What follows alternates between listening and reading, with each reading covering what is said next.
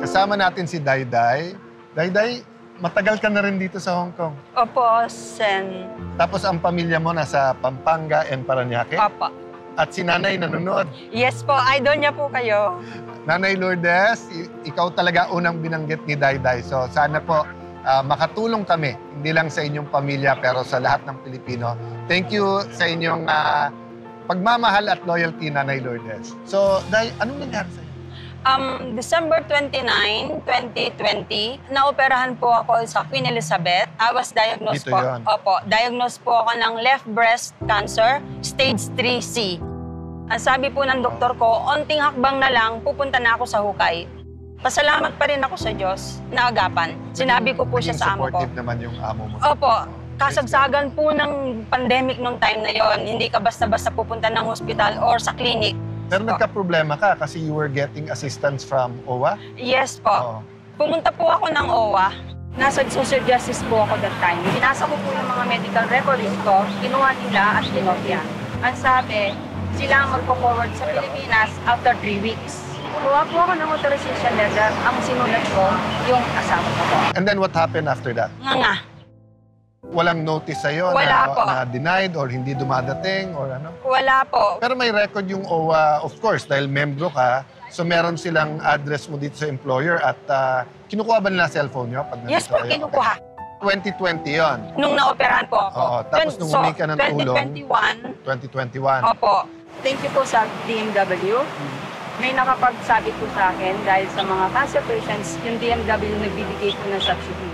At dahil nakischedule po ako ma-opera sa thyroid, January 8, nagpasa po ako ng another medical records ko sa DMW.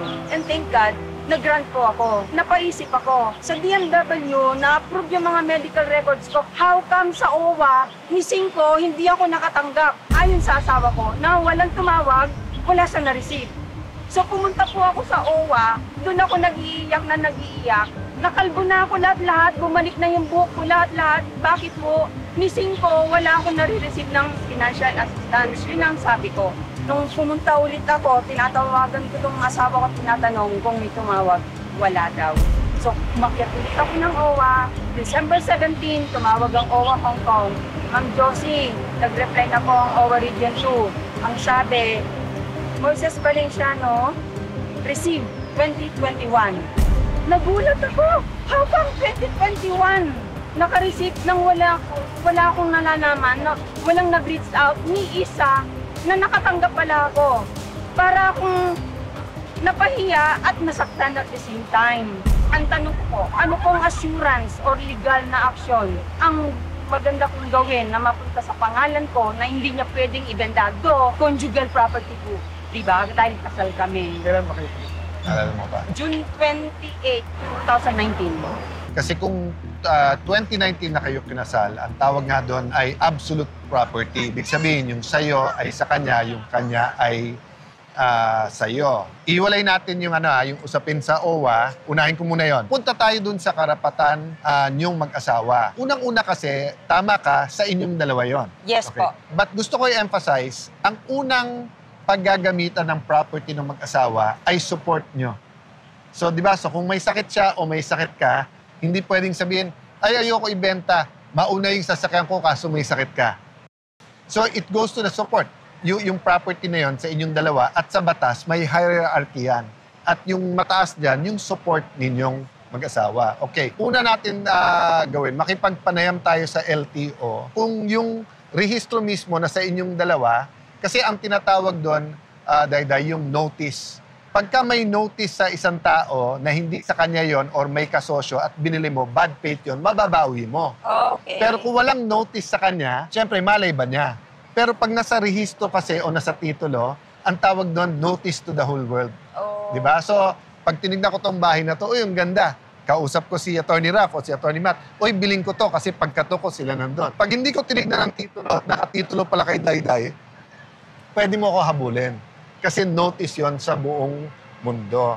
Pero syempre, Day, babalik at babalik talaga sa usapan yung dalawang mag-asawa. No? Opo. But I really am grateful that you shared your experience. I cannot say I understand or I know how you feel kasi nga, nandito ka, nandun ang pamilya mo, nagka-cancer ka, na ganun ka grabe, na stage 3 na. Tinis ko pong hindi umuwi, dito magpagamot. Awa ng Diyos, bumalik na po yung buhok ko. Dahil we want to be of help. So as we said, malaking tulong to sa iba na napakinggan experience mo, manindigan. Pinaka-importante doon yung sinabi mo, magka-faith kay Lord at Yes, lumaban. So Attorney Matt and Attorney Raph will continue talking para kung paano makakatulong. And of course, we pray na magkaayos yung usapan yung mabuti sa mag-asawa, di ba? Kung makakausap mo siya, yan. Anong first name mo sa akin? Moises po. Moises. Oh, Kuya Moises, may gusto sabihin si Dayday sa'yo. Sa akin lang, hindi lang 40,000 ang halaga ng pagmamahal, di ba? Tsaka yung tiwala. 40,000 kaya nating kitahin. Kung malakas ka, wala kang sakit. Katulad ko, may sakit na ako. Nag-isa kong hindi umuwi ng Pilipinas. Dito magpagamot. Tapos halagang 40,000, paglilihiman ako na dapat gagamitin ko. Despite all of that, di ba, willing kang patawarin, mag-ayos lang. Opo, kasi nga po, nagbagong taon sabi ko sa biyanan ko, bati na tayo. Hindi na ako galit. Pero dahil nasaktan ako, parang nandun pa rin. Kuya Moises, we're not judging. That's between you and Dayday. Pero narinig mo pagmamahal, pagtitiis niya. So, kami nandito para tumulong, kami nandito para maging tulay, pero para ipagdasal din na magkaayos kayo ng maayos, ha? And konting pasalamat namin, may konti kaming gift din sa Marami iyo. po salamat. At sana, kung kulang, let me know. Sana mabili mo na yung ano. Kasi Day, parang sa lahat ng dinaanan mo, blessed kami naman magsabing, you deserve naman na yung kailangan mo, makuha mo. God bless you. Thank you po. God bless you. Thank you po. Masakit man ang napagdaanan ni Dayday, may mapupulot tayong aral. At sana po ito'y maging gabay, lalo sa mga bagong mag-aasawa na mag-a-abroad yung isa, di ba? Natumbasan natin yung sakripisyo at pagmamahal nila. Magbabalik ang Cayetano in Action with Boy Abunda. Tuloy-tuloy ang agarang aksyon natin kay Nanay Dayday.